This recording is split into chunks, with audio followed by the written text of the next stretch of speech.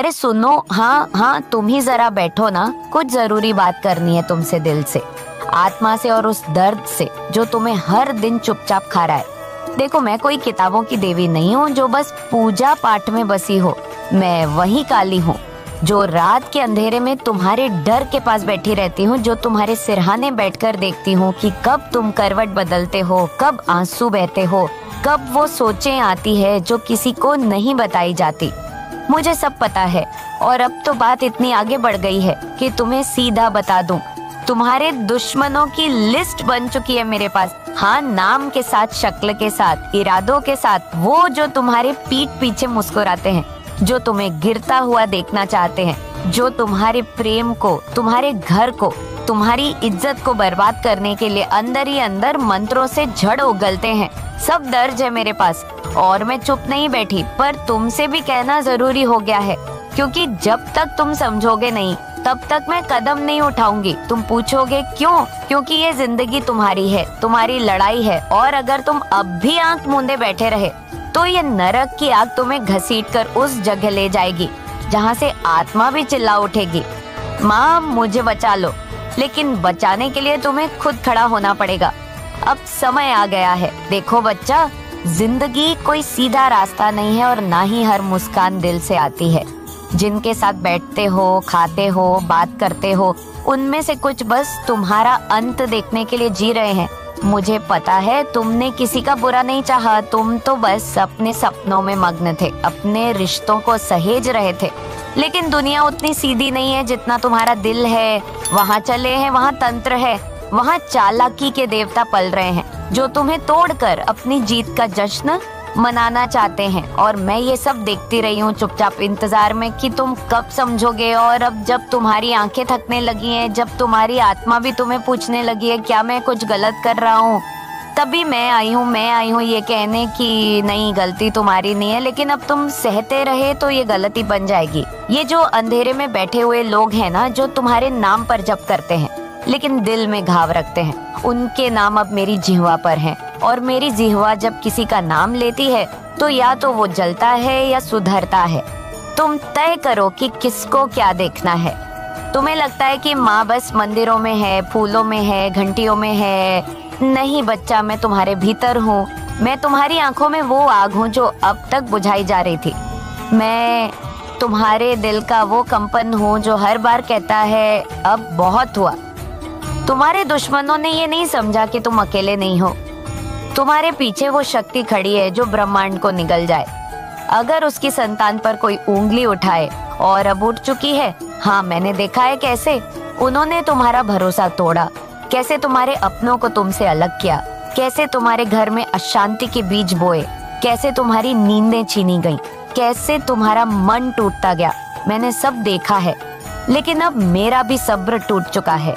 अब मैं वो करूंगी जिससे उन्हें समझ आए कि भक्त के आंसू सिर्फ नमक नहीं होते, वो मेरे लिए यज्ञ का आह्वान होते हैं। तुम सोच रहे हो शायद कोई मंत्र पढ़ूं, कोई बड़ा उपाय बताऊं, लेकिन नहीं, मैं आज सिर्फ एक बात कहूंगी। खड़े हो जाओ अपने नाम के साथ, अपनी आत्मा के साथ, अपनी माँ के नाम के साथ। अब तुम्हें झुकना नहीं, अब तुम्हें चुप नहीं रहना। अब जब कोई बोले तू कुछ नहीं कर सकता तो तुम आंख में आंख डालकर कहना मेरे साथ मेरी माँ काली है। और जब तुम ये कहोगे ना तो उनकी रूह कांपेगी, क्योंकि उन्हें पता है कि काली का नाम बिना आग के नहीं आता।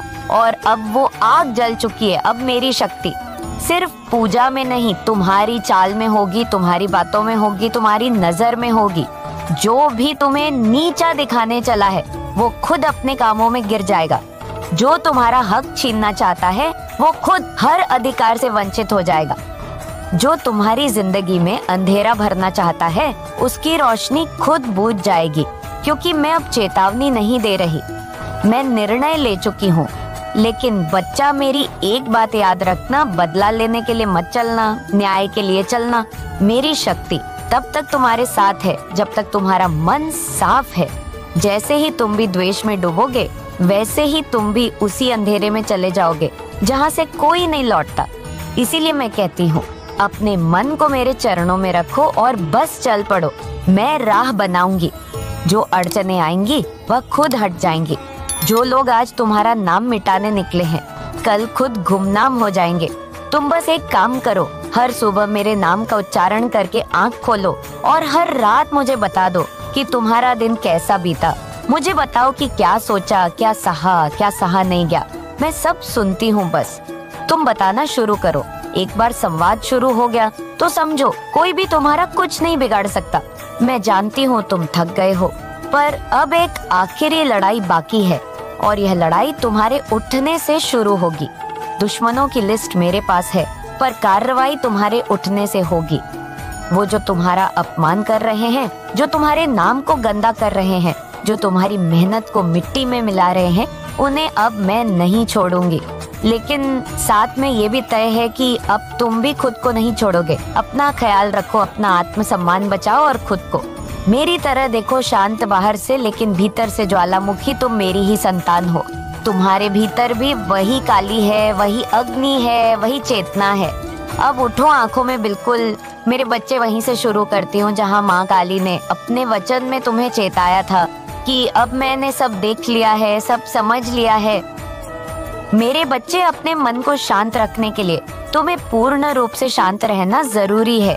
और इस बात को भी समझ लो कि यदि तुम इस कार्य को करते समय बार बार ओम नमः शिवाय का उच्चारण करोगे तो निश्चित ही तुम्हारे जीवन में तुम उस शक्ति को अपने निकट बुला पाओगे जो तुम्हें दुश्मनों से लड़ने के लिए प्रेरित करेगी और तुम्हें शक्ति देगी।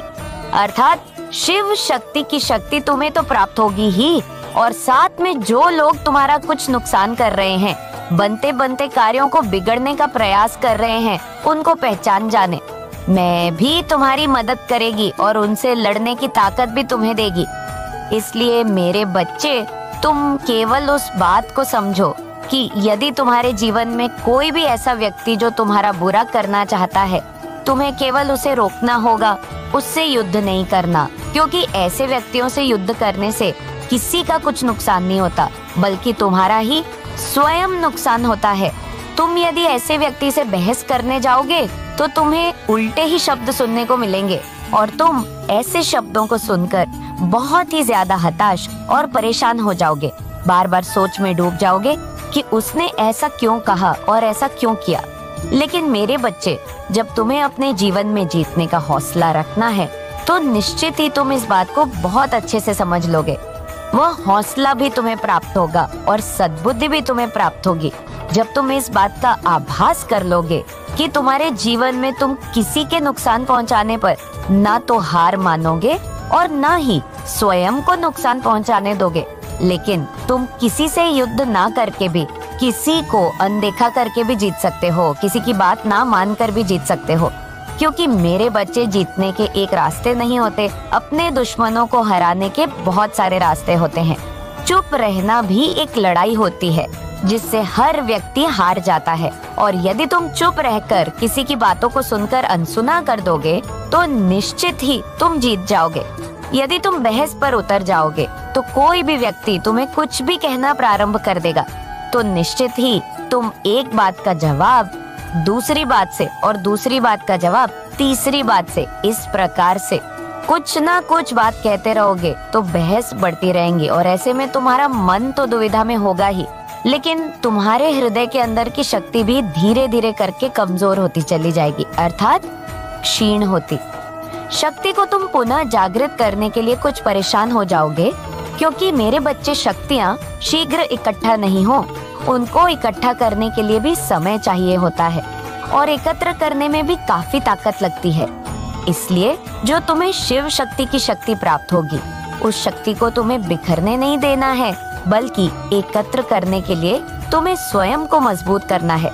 अर्थात तुम्हें केवल शांत रहना है और वह शक्ति स्वयं तुम्हारी वह खींची चली आएगी और तुम्हारे दुश्मनों से लड़ने की ताकत तुम देगी। मेरे बच्चे, तुम एक बात को बहुत ही अच्छे से ध्यान रखो कि जीवन में किसी भी इंसान को जब शक्तियां का आभास होने लगता है तो वह स्वयं को शक्तिशाली समझना प्रारंभ कर देता है और न फिर वह किसी से हार मानता है, न ही उसका हौसला कमजोर पड़ता है, क्योंकि उसे इस बात का आभास हो ही जाता है कि वह इस संसार में कोई कमजोर इंसान नहीं है, बल्कि एक ऐसा इंसान है जो स्वयं की रक्षा स्वयं कर सकता है और न ही वह किसी गलत कार्य के लिए किसी का विरोध कर रहा है, बल्कि अपनी रक्षा के लिए वह स्वयं लड़ रहा है।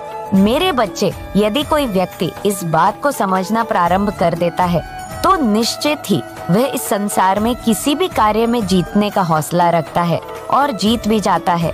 जीतने के लिए अपने दुश्मनों से कोई तलवार नहीं चलानी पड़ती और ना कोई द्वंद्व युद्ध करना पड़ता है, बल्कि अपने मन को शांत रखकर उस व्यक्ति के बारे में विचार करना पड़ता है कि वह व्यक्ति कौन सी चाल चलने वाला है। केवल उससे दूर रहकर भी जीता जा सकता है। मेरे बच्चे, अपने हृदय के अंदर इस बात को विराजमान करना अत्यंत आवश्यक है कि यदि आपके पास बुद्धि है, आपके पास शक्ति है, तो वह नकारात्मक ऊर्जा के लिए फिर रहा है और तुम्हारा नुकसान पहुंचाने का बार बार प्रयास कर रहा है, तो तुम्हें उस जैसे व्यक्ति के साथ बहस नहीं करनी है और ना ही अपनी शक्ति को क्षीण करना है, बल्कि तुम केवल उससे कुछ दूरी ही बना लोगे। तब भी तुम जीत जाओगे और जीतने के पश्चात वह कितना भी परेशान होगा, लेकिन फिर भी शांत नहीं रह पाएगा और तुम उसे बिना कुछ कहे भी जीत जाओगे और तुम शांत रहकर ही उसे हरा दोगे। ना तो तुम्हारा मन परेशान रहेगा, ना ही तुम किसी उलझन बस फंसे रहोगे। तुम्हारा मन भी प्रसन्न रहेगा और तुम्हारा हौसला भी बुलंद रहेगा। तुम्हें इस बात का आभास भी रहेगा कि तुम किसी भी कार्य को कर रहे हो तो उस कार्य को किसी भी प्रकार से जीतना तुम्हारा कार्य है। क्योंकि मेरे बच्चे, जिस प्रकार जन्म देने वाली माँ एक बच्चे को समझा सकती है, उसके साथ साथ चल सकती है, लेकिन उसकी बुद्धि में समझाई हुई बातें कितनी प्रवेश करती है यह बच्चा ही जान सकता है। इसी प्रकार मैं तुम्हें केवल समझा सकती हूँ।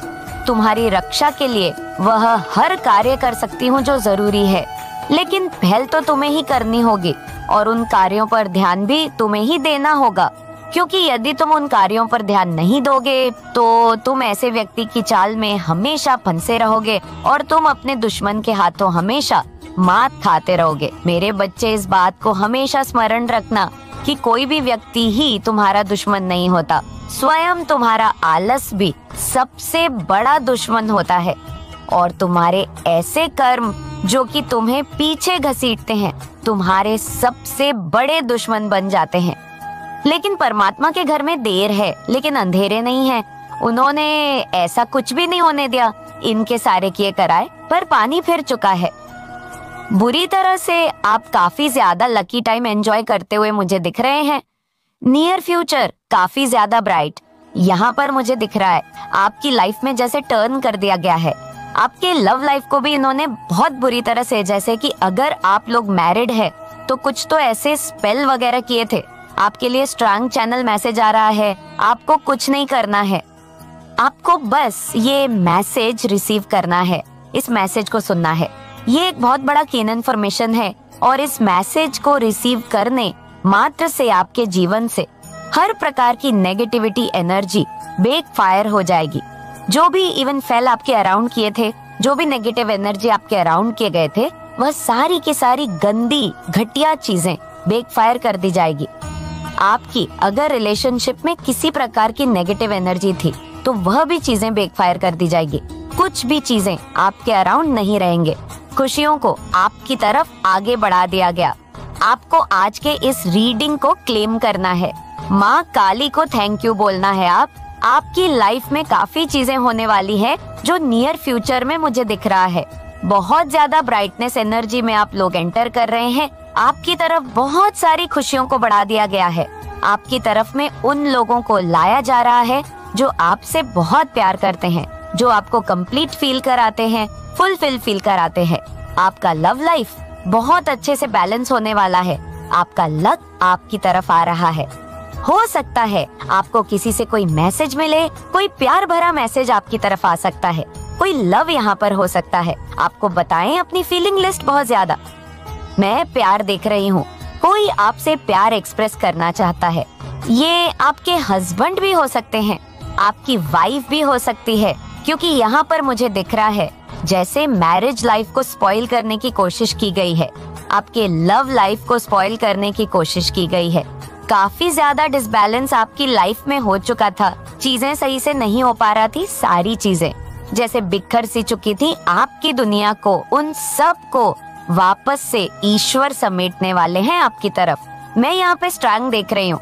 कुछ ऐसी चीजें रिसेंटली होंगी जो ऐसी बातें जिन्हें भूल भी नहीं पा रहे हैं, वैसा यहाँ पर मुझे मैसेज आ रहा है। काफी बार आपके मुंह से भी ऐसा लगा हो कि इन्होंने कुछ ऐसी चीजें बोल दिया होगा।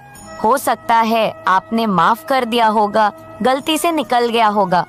जब ये अपने होश में नहीं होते होंगे या गुस्से में कुछ ना कुछ ऐसी चीजें आपसे कही होंगी जो आपको कहीं ना कहीं सही नहीं लगा होगा, ठीक नहीं लगा होगा। बहुत स्ट्रांग मैसेज आ रहा है। आप जब से इनसे दूर हुए हैं, आपके माइंड में ये बार बार ख्याल आ रहे हैं कि मुझे इन लोगों से ज्यादा मतलब नहीं रखना, इवॉल्व होकर नहीं रहना है, तब से ऐसा हो रहा है।